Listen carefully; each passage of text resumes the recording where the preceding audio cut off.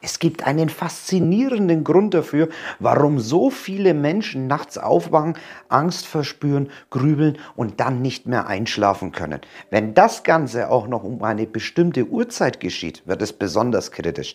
In der traditionellen chinesischen Heilkunst ist der Grund schon lange bekannt. Und hier schauen wir uns einmal an, was wir dagegen unternehmen können. Also eins mal vorweg, wir Menschen wachen im Durchschnitt zwischen 30 und 50 Mal in der Nacht auf.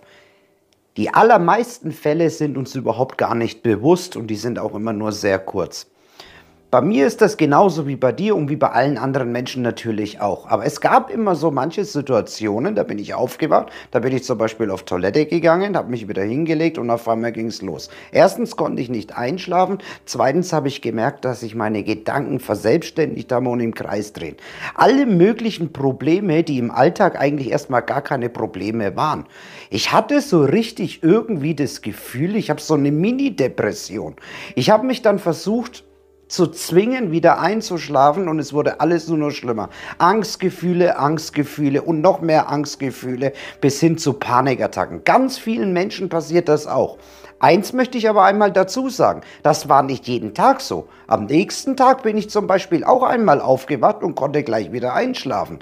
Und dann habe ich mich irgendwann mal gefragt, was ist da los? Warum ist es an einem Tag so und an anderen Tag nicht? Bis ich irgendwann mal drauf gestoßen bin, dass ich nachts auf Toilette gegangen bin, auf die Uhr geschaut habe und es war 3 Uhr. Zwischen 3 und 4 Uhr. Das war diese Spanne, das war diese Zeit, wo ich irgendwie danach immer wieder nicht einschlafen konnte. Aber warum gerade diese Uhrzeit? So bin ich neugierig geworden und habe mich auf die Suche gemacht. Und dabei bin ich auf was sehr Interessantes gestoßen. Es handelt sich nämlich dabei um ein ganz spezielles Phänomen, das in der Schlafmedizin häufig beobachtet wird und einen medizinischen Grund hat. Dabei wachen die Menschen regelmäßig zwischen 3 und 4 Uhr morgens auf und können nur sehr schwer wieder einschlafen. Denn zu dieser Uhrzeit kommt es häufiger zu Grübeleien und negativen Gedankenspiralen. Manche Menschen fühlen in dieser Phase eine innere Leere, Ängste, Missmut und Hilflosigkeit. Und die Probleme des Alltags scheinen viel schwerer und belastender zu sein als am Tag. Zusätzlich sinkt dann auch noch unsere Körpertemperatur ab. Wir frösteln leicht und haben das Gefühl des Unwohlseins noch viel stärker. Diese Stunde nennt man Wolfsstunde. Doch woran liegt es, dass die Stunde des Wolfes uns regelrechte Sinnkrisen stürzt, obwohl wir doch einfach nur friedlich schlummern wollen?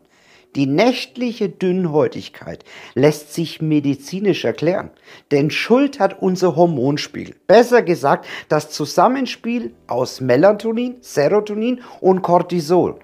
Bei Melatonin handelt es sich um ein sogenanntes Schlafhormon, das am Abend ausgeschüttet wird und den Körper in eine Schlafbereitschaft versetzt. Serotonin wird als Wohlfühlhormon bezeichnet und in der Zirbeldrüse produziert. Wenn du wissen möchtest, wie man die Zirbeldrüse positiv beeinflussen kann, verlinke ich dir hierzu einmal ein Video auf den i. Der Körper braucht Serotonin, um Melatonin herzustellen. Beide Hormone stehen also in einer starken Abhängigkeit zueinander.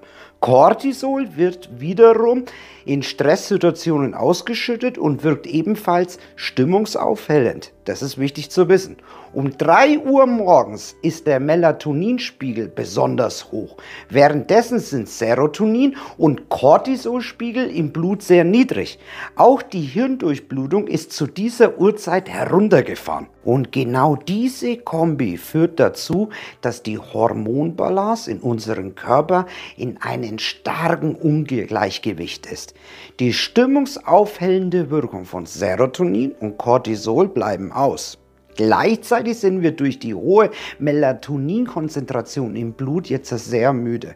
Für unsere Gemütsverfassung bedeutet das einen absoluten Tiefpunkt, was sich regelrecht mit einer Mini-Depression vergleichen lässt. So, und jetzt fangen viele Menschen an, über die Probleme des Tages nachzudenken und eine Lösung dafür zu finden. Die Probleme wirken allerdings um die Uhrzeit oftmals noch viel bedrohlicher wie in der Realität. Zum Trost: kurz vor dem Aufwachen schüttet der Körper wieder Cortisol aus. Unsere Sorgen danach sind dann wie weggeblasen oder zumindest sehr viel kleiner, wenn man so möchte. Wer sich also dabei ertappt, dass er zur Stunde des Wolfes die ultimative Lösung für seine Probleme finden will, sollte Auswege aus der Grübelfalle finden, statt sie zu versuchen zu lösen. Denn das ist das, was ich auch immer in meinen anderen Videos predige. Kurzer Faktencheck.